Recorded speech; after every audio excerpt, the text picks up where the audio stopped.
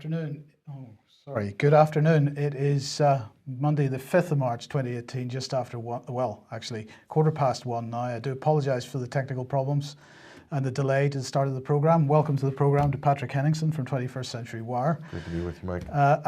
Well, we better get straight on with it then. So here we go. The beast from the east has a sting in the tail, Patrick. This follows on from what we were saying about the great storm, the great snowstorm that we've been experiencing last week.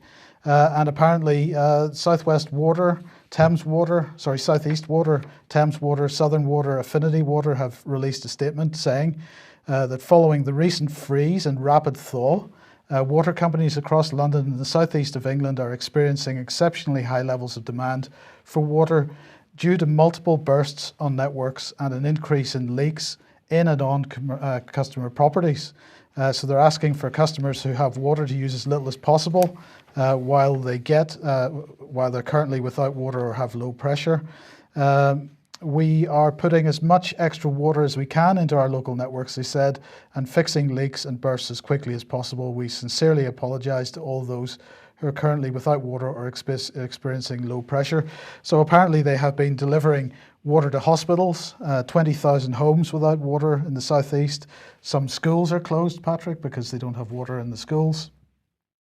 And so it goes on. So we have this continuing failing infrastructure situation, all caused, as we know from last week, by Vladimir Putin. Yes. 2 days and 4 inches of snow and the whole country shuts down. I think we have a resilience issue. We absolutely do. So Treason May clearly thinks that this is a good thing because she wants to build more houses and she wants to keep the borders open and make sure that more and more people come into the country. And this, of course, has been the argument that I've been making on the issue of immigration for quite a number of years now. The fact is we do not have the infrastructure to support it. And that has been demonstrated in the past week. It continues to be demonstrated now because, but she wants to build more homes, Patrick. She wants to build more homes. She said, she was giving a speech this morning, she said, "I still vividly remember the first home I shared with my husband, Philip. It was so romantic." And she said, not only our pictures on the walls and our books on the shelves, but also the security that came from knowing we couldn't be asked to move on at short notice, unless they fell behind with their mortgage, of course, in which case it'd get kicked out straight away. But that's neither here nor there. She's painting this romantic picture of home ownership. She said, where cities surrounded by green belts need more homes, we can increase housing density, make better use of brownfield sites, build upwards rather than outwards. Our new planning rules make it easier to do this. So she is promoting the building of affordable homes, new homes.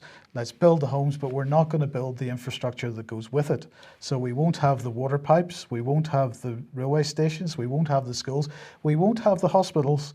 That's okay, as long as we've got the affordable homes. What she's doing here is pumping up the housing market or keeping the bubble afloat, and that's all she's attempting to achieve with this. What sort of homes are we talking about? Semi-detached wimpies in brown belt areas in places where people don't actually want to live? Reclaimed land somewhere out in the nether regions after the M25 maybe? Very attractive new communities. Well, I think it actually goes well beyond that. She wants to make use of greenbelt land, land that developers have been holding on to, that haven't been developing on the land. They've got the land, they've got the planning permission, but they don't feel the economic situation is quite there just yet, so they're not developing on it. She wants to continue to push that. But as I say, what she's actually wanting to do is to keep this housing bubble afloat. They're starting to panic a little bit, particularly in London. The air's coming out of that bubble pretty quickly now. Yep, and that's the air out of the Tories' political bubble as well. Absolutely. Because housing prices have to rise. Absolutely. This is the law of the universe. Okay, let's move on then to Penny Mordaunt, who was giving a speech this morning. This follows on from the Oxfam allegations. So she has announced that the Department for International Development, this was a couple of weeks ago, she announced that the DFID and the Charity Commission would be co-hosting a safeguarding summit, and so they decided they would hold that today, the 5th of March. And this is going to bring, or it has brought together UK international development charities, regulatory bodies and independent experts to commit, they say, to drive up safeguarding standards and take bold steps to tackle sexual exploitation and abuse within charities and by staff abroad. So this is what she said. My message to those who have sought to exploit this sector and the human tragedy in which it operates: we will find you, we will bring you to justice, your time is up. Now, I might be able to take those words seriously if the government, if the Department for International Development or Penny Mordaunt were doing anything to bring the politicians that are involved in sexual exploitation and abuse of women and children in this country to justice. I might take it seriously. So we will reiterate once again that this is about something else. This is about the government trying to get its claws into charities and making sure that the charities are doing what government, where they're working together, collaborating on a joint a policy agenda. Now, who was at this? Well, Action Aid was there, Age International, Bond, of course, the British Red Cross, Care International, Christian Aid, Coalition of Aid and Development Agencies in Northern Ireland, Comic Relief was there, Concern Worldwide, Conciliation Resources, Gender and Development Network, Hub Cymru Africa, International Rescue Committee, of course, because we've got to have international NGOs at this as well. Mercy Corps, Muslim Aid, Oxfam GB, Plan International, the list goes on. And they are then going to be holding another broader event later in the year. But my question remains, why now? These abuses have been taking place for a long time. There is a policy agenda at work here. Sure, and it's not just the crisis of the sex scandal with regards to Oxfam and Brendan Cox and so forth. There's a bigger problem, Mike, which is the general public image of charities and NGOs. And so as they see some of their public relations stock tanking, especially with revelations of NGOs that are involved in nefarious activity in Syria, like the White Helmets, for instance. So there is definitely a PR issue with a lot of these charities. They've been under the gun for a long time, Mike, and everybody has seen the graphs of the percentage of which people donate and how much of that actually goes to the needy people on the ground in places like Haiti and so forth after any of these big disasters. And it's a small percentage, something like, 10 cents on the dollar in some cases. Yeah. So, they have a major crisis issue, but these are so important, these NGOs and charities, because the government does launder a lot of its activity in terms of foreign policy and consensus building overseas through charities and NGOs. They need this third sector, Mike, to operate through, especially when things that are being done can't really be done directly by governments for obvious reasons, political reasons. And one of the things that Penny Mordaunt has been doing since she took the job a few months ago, is to try to clean up the image. The policy hasn't changed, the activities haven't changed, but she wants to clean up the image. So the Department for International Development, which previously had been quite willing to admit that it had been operating within Syria, for example, is now focused much more on humanitarian, solving people's hunger problems and this kind of stuff and making sure people are healthy. And the DFID is focusing more on, in terms of publicity, I'm talking about more on Africa, whereas the activities continue more under the radar, the activities that always continued under the radar. So this is all about PR, all about getting the collaboration going, a standard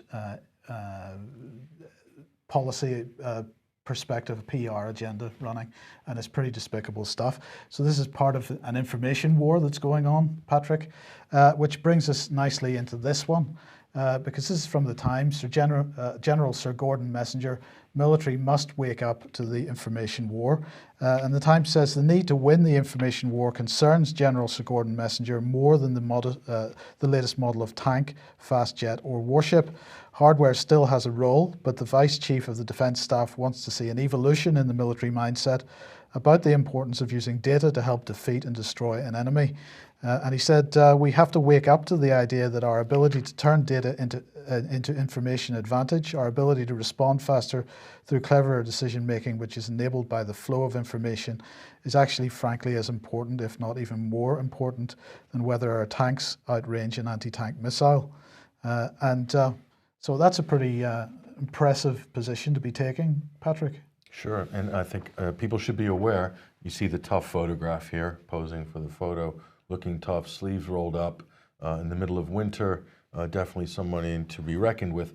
But what you should point out, Mike, is any technologies that are developed for the theater of war, for forward operations, offensive purposes, eventually, Mike, this technology comes back home and is then used on domestic populations. So when we're talking about the military being involved in information warfare, in these theaters of battle, they will be incubating and developing things that will eventually be used by the state at home. And I think we're living in that reality. We're living in that, yeah, absolutely. Today. This is the post-truth reality that we're living in. Well, I'm glad to see that Peter Hitchens has woken up to the post-truth reality that we're living in. This was his article from the weekend. Peter Hitchens, Britain's frozen by our terror of ambulance chasing lawyers. Now, Peter Hitchens, when he writes his pieces in the Mail, generally has a main sort of point that he wants to make, but then he has sub-points following on from that. So the second sub-point in his article was this, and I just want to read it because it is the most fantastic comment that I've seen him make in recent weeks and months. I asked the BBC how they could justify using propaganda footage, allegedly from the Syrian town of Ghouta, on a major news bulletin without any indication that it came from a partial source. They admitted that they had done this. They admitted that it was against the rules, but I did not get the impression that they were all that bothered, and I would not be surprised to see such stuff again. The BBC reports an awful lot of things from Syria, which it has no way of checking, from supposed gas attacks by the Assad state to death tolls and films, generally of wounded children being rushed about the place by unarmed young men. It has completely abandoned any semblance of independence or impartiality. How then can it justify its license fee collected on these conditions? I think that is the most straightforward comment I've seen him make on the issue of propaganda in the media and the information war. I'm quite surprised, pleasantly surprised that he's taking this position. So what is he doing here, Mike? He's calling BS. He's calling BS on the white helmets. He's calling BS on the East Ghouta narrative that's being wrung out in the mainstream media on every major network and all the major newspapers, all singing the exact same song, like a choir. And so it's the same repeat of Aleppo. We're seeing again in East Ghouta, the same narrative. The public are getting tired of it. Those who are cognizant of the sort of propaganda that's being directed at them. And so Peter Hitchens rightly has spoken up. You might not agree. Not everyone will agree with every statement Peter Hitchens makes, and he's very controversial often. But in this case, Peter Hitchens is absolutely on the money, Mike. Yes. Now, last week we were talking about the Department for Culture, Media and Sport and the fact that they are going to try to shore up the mainstream media. And we were talking about it again last night on the Sunday Wire program, Patrick. Well, one of the points that Matt Hancock was making was the fact that the mainstream media is suffering from economically and commercially. Well, one of the outcomes of this suffering has been that Trinity Mirror has taken over Express newspapers. They've merged. There's going to be there are already announced some major shake-ups in staff, and undoubtedly there'll be some redundancies over this. They are going to rebrand as Reach. So this is a good piece of news. They are going to rebrand as Reach after Express newspapers take over, as it reports a fall in revenue and profits for 2017. So apparently £90 million fall in the group revenue to £632 million last year. Now these are still staggering amounts of money, Patrick, and what we could do with that kind of money would put them to shame, I think. Profit before tax also fell by 11 million to £122.5 million. Nonetheless, they claim that they are struggling financially, and so this merger has taken place. It's going to be interesting, Pat, to see what happens, because Trinity Mirror, of course, tends to be quite Europhile in its approach. The Express, Europhobic in its approach. And I'm going to be very interested to see whether the Express finds itself shifting its editorial policy over the next several months. That's a good point, Mike. So you have definitely a collision there in agendas. Are they going to keep the titles that are existing so now? far, they've said they're going to keep the titles that are existing now, yes. I can't imagine why the revenue would have been falling all these years, Mike. Does it have anything to do with the amount of fake news that's coming out of the Express and then Mirror on a daily and weekly and almost daily basis? Does that have anything to do with it? Well, this is a good question, and it's a question that Demos wants to answer because they have produced this new report called Mediating Populism, and it seems like another day, another report which tries to get to the bottom of why the mainstream media is failing to control the narrative. So let's see what they say. The internet's increasing function as a source of political news means that traditional media now operate in a much more convoluted and contested environment. Citizens are overwhelmed with information from a wide variety of sources, much of it lacking ratified credibility or even actively promoting misinformation. At the same time, media organizations must navigate the rise of populist leaders and their divisive or potentially dangerous views. And the first question that came to my mind as I read this, dangerous to whom? Who exactly are the views of Donald Trump dangerous to, Patrick? And this is an interesting term. Look at this. Ratified credibility, Mike. Yes. This reminds me a lot of a term that we coined years ago called consensus reality. So I think this is basically the same thing as consensus reality. Ratified credibility. So somebody needs to ratify the credibility of these sources, these other sources, well, like the UK column, for instance. So we're not ratified. Our credibility has not been ratified. Who ratifies the credibility? This is the question. Is it Demos? Is it the liberal intelligentsia? Is it the mainstream media? Is it the Guardian Hampstead set? Is it the government? Is it Leveson? Who determines who is credible? Well, that is exactly the point, and that is one of the points that Matt Hancock was making in his speech last week, because the government wants to make sure that it's only credible sources of information that are promoted, and that's part of what their agenda is, to support the mainstream media. In other words, it only promote information that we like. It really has nothing to do with ratified credibility. Absolutely. It's information that the state likes or the information the state doesn't like. Okay, so they say, this is Demos again, say that this paper seeks to peer behind the curtain of the British media to better understand how the growth of the new media is transforming news practices and how the rise of populism is reshaping the power dynamics between politicians and media institutions, and the democratic implications of these developments. In particular, we explore the role that traditional media organizations have played in the legitimization and discreditation of populist parties, and the impact of these institutional decisions in the formation of public opinion towards them. So it's an interesting paper. I recommend people read it. But again, if you read through that again, they are particularly concerned about the democratic implications of these developments. What do they mean by that, Patrick? Well, I think they're concerned, they're scared of populism, full stop. Yes. That seems to be the number one concern. But the populism that they claim to be referring to, Mike, is far-right populism. So this is clearly directed at Brexit, the Brexit electorate. But the reality, Mike, is that populism doesn't just take a far-right form. There is centrist populist movements, like we'll talk about in a few minutes, in Italy. Okay, so using this term populism and loading it with far-right, with a far-right characterization is really twisted on the part of Demos.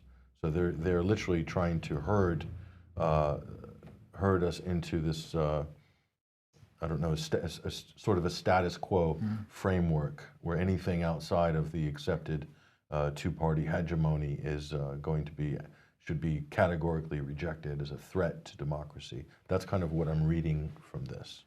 Okay, so let's look at some of the statistics that they presented.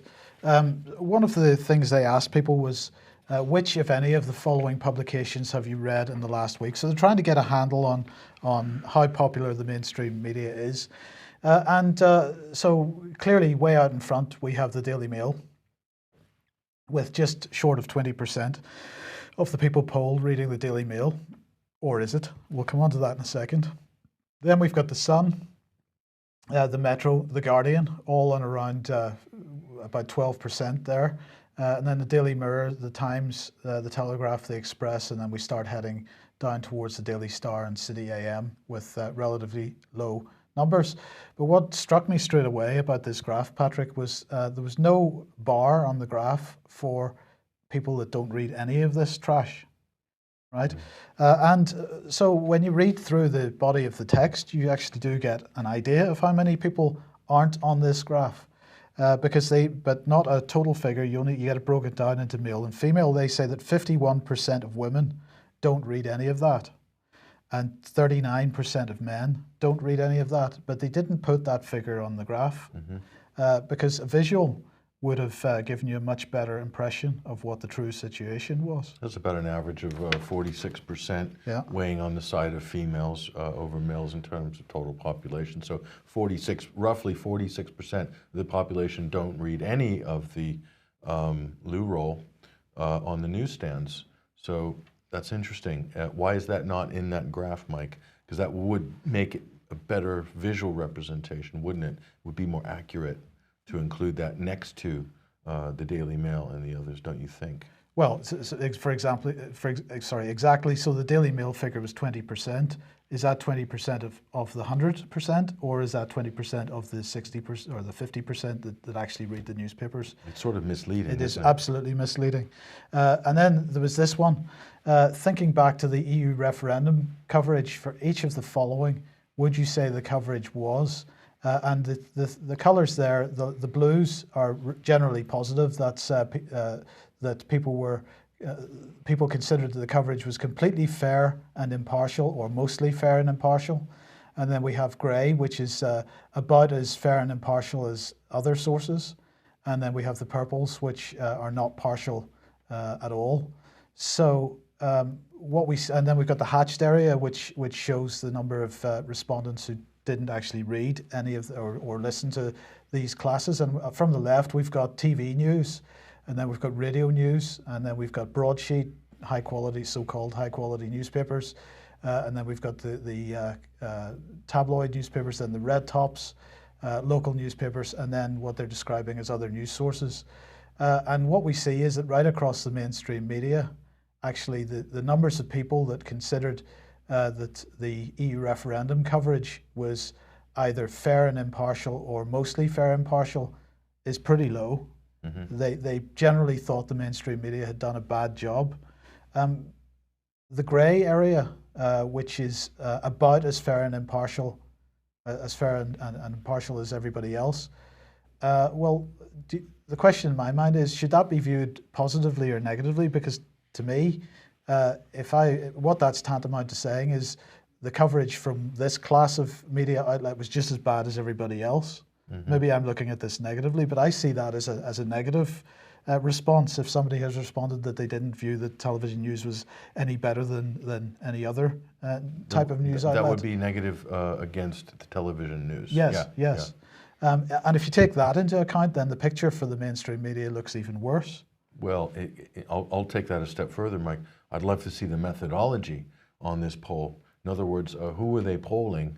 What sort of people? If it was reflective of the type of people that work at Demos, then that's a really small sort of percentage of the political spectrum there. Is it regional? Is it London? Is it London intelligentsia, middle class, Hoxton, Mile End? I don't know, Islington. What exactly are we looking at there? That's kind of important to me to see how big the sample and how diverse the sample was on that. So I'm guessing it's possibly a London poll. I'm not sure, but it'll be interesting to see the methodology.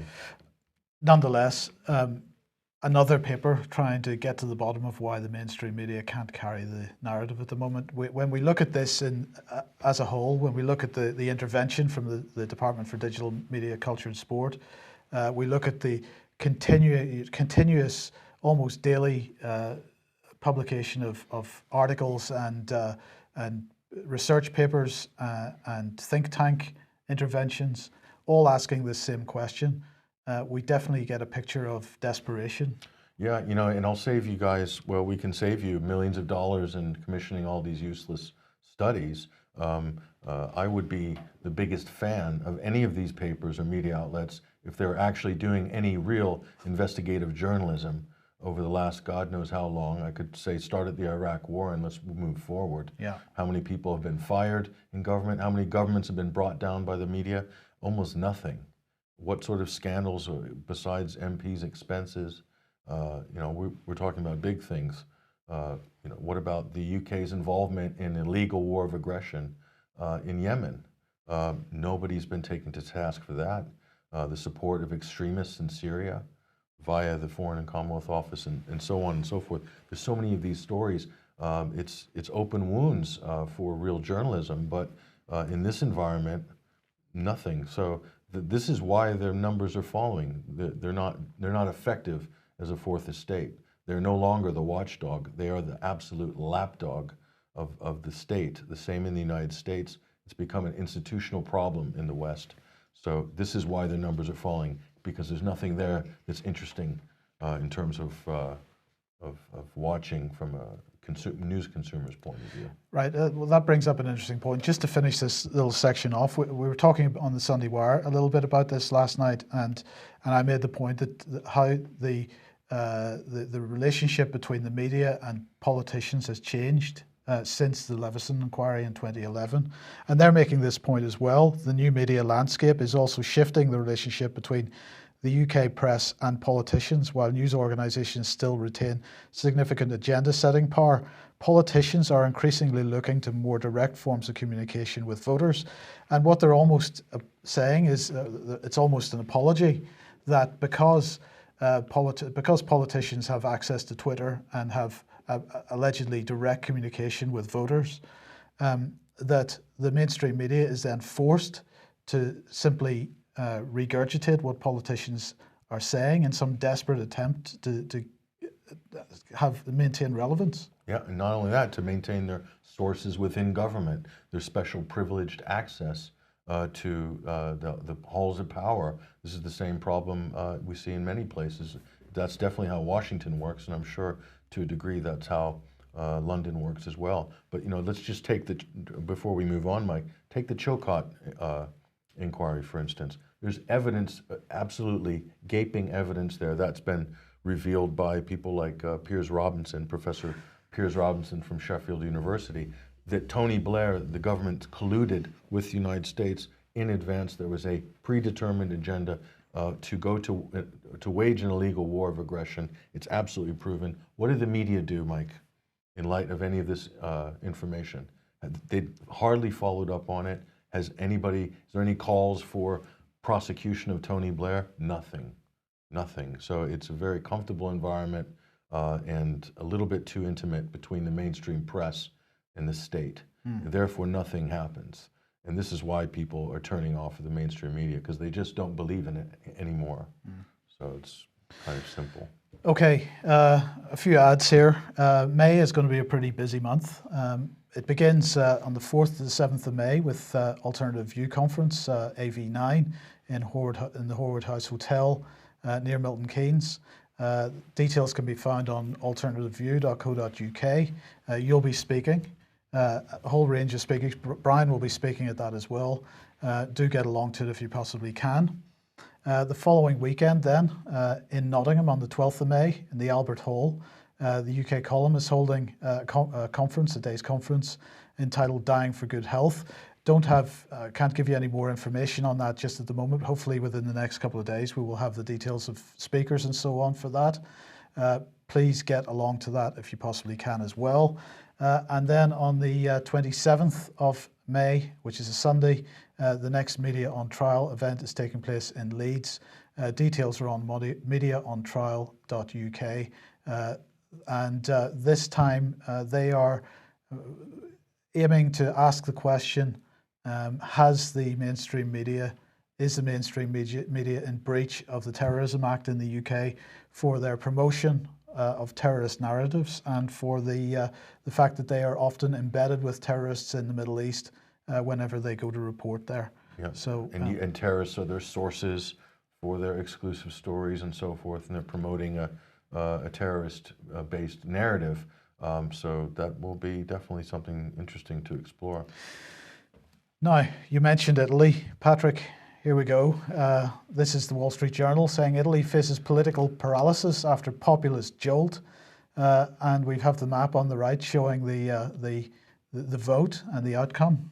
So big shocker and tremors in Brussels this morning as the poll results came in.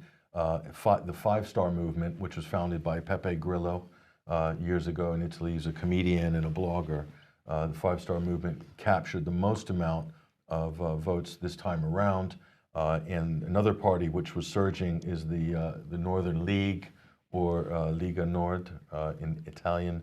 And so we have a situation now in Italy, which is a hung parliament, but this basically both the leading insurgent parties are anti-EU parties. So Five Star is not great in terms of the European Union, and the Northern League will be more a right-wing party, very anti-EU. So a lot of worries about how this is going to look going forward. The markets are reacting negatively. And what will this mean for the euro? Will there be a referendum called in the future in Italy if either of these two parties manage to put a coalition together in the next few months? So there's going to be a lot of wrangling over the next couple of months in Italy as both these two key parties, these two anti-EU, let's say, insurgent parties, tussle to try to put a coalition together. Currently, you've got the Democratic Party in power, so that any coalition's going to have to include them. So my guess is that the Five-Star Movement there's a chance that they could form a coalition with the Democratic Party right now, giving a pretty good majority in the Italian parliament. But still, there's going to be a lot of problems. So right now, the Italian political system is in limbo. We don't know exactly what's going to happen. So will there be a DUP sort of deal done if they can find a dodgy party and pay them off with $1 billion or something like that, like Theresa managed to do? Will that happen? What sort of coalition is going to be? Germany's actually sorted out their coalition issue. So Angela Merkel has. She's actually going to form a government then. Yeah, I think that's going to happen based on what we saw this morning in the news. So maybe you can talk about that on tomorrow's program. But yeah, the other thing about this is. The center left in Italy is hemorrhaging support. So that was a mainstay for political power in Italy for the last few years. But as we know, the Italian democratic system is absolutely, I don't understand half of what's going on. It's very complex. And so are the demographics in terms of where the power is. So who's responsible for this? Well, of course, you can't have an upheaval like this, a populist upheaval in Italy. You can't have anything like this happen. Here's Silvio Berlusconi showing his ballot, but the Russians had to be involved, hadn't they? And there you go. If you look in the background, over the shoulder of the bodyguard of Silvio Berlusconi, you'll see there he is, Vladimir Putin. He gets around. He does, and he's looking on, making sure that everything's going to plan. And so, yes, there's apparently Russian meddling in the Italian elections, so that's an exclusive. An exclusive? Yeah, Well, that photo was leaked to us by one of our sources. It's only a matter of time, I think, before that does appear in the mainstream press, so we'll keep an eye on that. But in the meantime, I just wanted to have a laugh at The Guardian here, because the Department of Digital Culture, Media and Sport has released a report today on doping in sport, and The Guardian chose to focus mainly on the section of that report which mentioned Russia.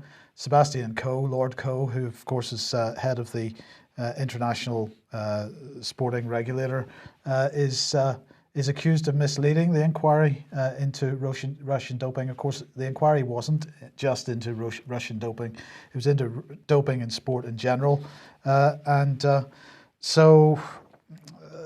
He appeared before the Department of Digital Culture, Media and Sports Select Committee in December 2015. He said he had not been aware of any specific allegations about corruption of anti-doping systems in Russia until he watched the documentary, which had appeared on German television in December 2014.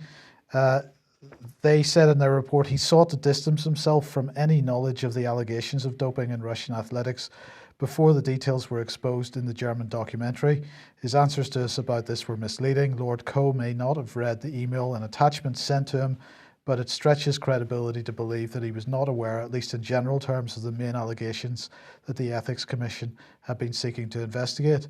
But, you know, this focus on Russia, when at the same time we've got focus on track and field sports in the UK and also in cycling in the UK and doping allegations around those, it seems to be completely disingenuous on the part of The Guardian to focus. I mean, half their article was about the other stuff, but the headline focused on that.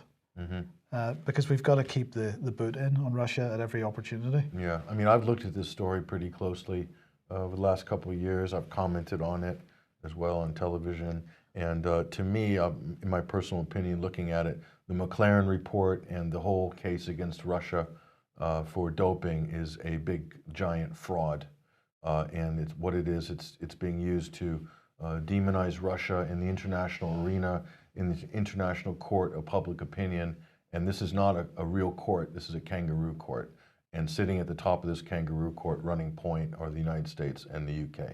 So anything to demonize Russia, to frustrate Russia, to marginalize their public image, in order to use that to sort of leverage a little more advantage in the sort of geopolitical arena. So they're using sport as an arena to do geopolitical battle between the West and Russia.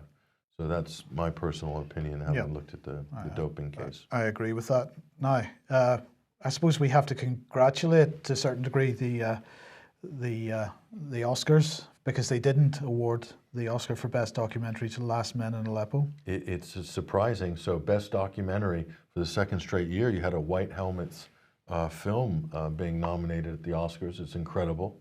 And so we've dubbed this unofficially the Leni Riefenstahl Award for Best Propaganda Filmmaker. And so the White Helmets didn't get it. The Last Men in Aleppo is one of the most incredible pieces of propaganda that you'll ever see. If you can manage to sit through this film without sort of switching it off, because it is that bad. But in terms of the amount of press and stuff that it's got, it's unprecedented, Mike. So this is also part of the information warfare. I mean, by any standard, Patrick, and the quality of filmmaking and so on, it shouldn't even have had a nomination. No. Somebody else deserved to have that nomination. Absolutely. So, but hey, if you want to get nominated for an Oscar in documentary films, there's a good chance if you can make a White Helmet film, you'll probably at least make it into the finals. Yes. So bear that in mind, any budding filmmakers out there. Okay, you wanted to highlight this tweet. We mentioned it last night on the Sunday Wire again. What give us the background? So this is supposedly coming out of East Ghouta here, and this is a plea, I think, Project Civilians, Syria, UK. This is another one of these opposition activist groups, the Free Syrian Army in Exile. So they need Parliament to affirm that the UK government has a mandate to uphold Resolution 2139, subsequent resolutions, to enforce the declared will of the UN Security Council on Syria. What is the declared will of the UN Security Council? Is it military intervention? So you're seeing all this responsibility to protect stuff. Look at this picture. They've wrapped these two children in UN Refugee Council tarps, which, you know, if you go to Syria, these tarps are everywhere. They're used for, you know, roadside market stand roofs, and people put them on cars. They're absolutely everywhere because the UN's provided millions of these tarps over the last 7 years for all sorts of things. But so this is propaganda writ large. Look at this. Yeah, it's pretty horrible, and the big streak of blood along the side there, and so on. That is a pretty horrible picture. And so, taking Peter Hitchens' point, Mike, where are these girls? Are they injured? Are they dead? Are they alive? Do we know? Do we have any of that information? But this is good enough to run with. In this environment right now, this hyper propagandistic environment, anything is good to run with so long that it fulfills the narrative of the establishment. Then it's good to go. Doesn't need to be vetted. It's good enough. Tells the right story. Now, let's head over to the United States. And Mr. Mueller, has he dropped Russiagate? It seems so. It seems so. They managed to indict 13 Russian trolls who will never see the inside of a courtroom in the United States a couple of weeks ago. And so now it seems like Mueller's dropped Russia and they're on to sort of Arabgate now. So that seems to be all done after almost 2 years, well, say 18 months, of Russian investigations, of Russian meddling, Russian hacking, Russian influence, Russian collusion, et cetera, et cetera. No evidence, nothing found. They managed to get a few plea bargains of people admitting that they lied to the FBI, and they're sort of chasing Paul Manafort for some financial improprieties, but yet no evidence. So all of that, Mike, for a year and a half, every single major media outlet, Russia, Russia, Russia, fake news for 18 months. So now what is this broader investigation? Well, this is looking into sort of connections between persons in Washington and money being laundered with the United Arab Emirates. So this is really a Gulf-based inquiry here. So it's we'll see where it goes. I would be surprised if it went very far, Mike, because there's a lot of Gulf money in Washington right now. Yeah. So that money buys a lot in terms of protection. So we'll see. Okay, just a couple of minutes left, Patrick, but let's go back to this. This is from the Federalist, and the question is, why did it take 2 weeks to discover Parkland students astroturfing? This is a great article here. So, so full disclosure, the Federalist is regarded as a sort of conservative publication. So anyway, they're pointing out here what a lot of people, they're pointing out that this is ostensibly a right wing, not in the far right sense, but a right wing publication criticizing other conservatives for approaching this Florida shooting issue in the wrong way. In other words, they're all going off on a tangent. They want to ban our guns and also crisis actors and so forth. And he's saying that the average conservative pundit and voter missed the real lesson here is that the Democratic Party, MoveOn.org, which is a George Soros funded organization, and others mobilized this campaign, had everything in place and ready, incredible organization, banks of people making phone calls, getting people to show up to these rallies, to these events, because they still needed the crowd, they needed to move the crowds, organize the coaches, organize the buses. Okay, that is a political machine. That's what they're talking about. So are they suggesting that this political machine was just waiting for the next event? That's what they're saying, that this political machine was gassed up and ready to go, and then they use these children to basically astroturf on this issue. This is not a natural grassroots issue. They created a grassroots movement in the space of 48 hours, essentially, but the machine was ready to go. Now, whether this was ready to go for this specific event in advance, they're not saying that, and we're not able to say that, but certainly it doesn't seem like it is, Mike, and it's almost incredible how fast that machine got into motion. But what they're pointing out here is that machine already existed. It's already there. And then so how well the left works in terms of organizing in this way, the left have mastered the art of astroturfing, whereas the right tend to be a little more, let's say, casual about some of these sort of things. And they don't activate in the same way that the American left does. So it's a very good article. I encourage people to read it. Okay, thank you very much. I think we're just about out of time now. I'm kind of guessing because we started so late. But thank you very much for joining us today. I do apologize again for the technical problems at the beginning of the program. Thank you for joining us, Patrick. We will be back at the same time as usual, 1 p.m. tomorrow. We'll see you then. Bye-bye.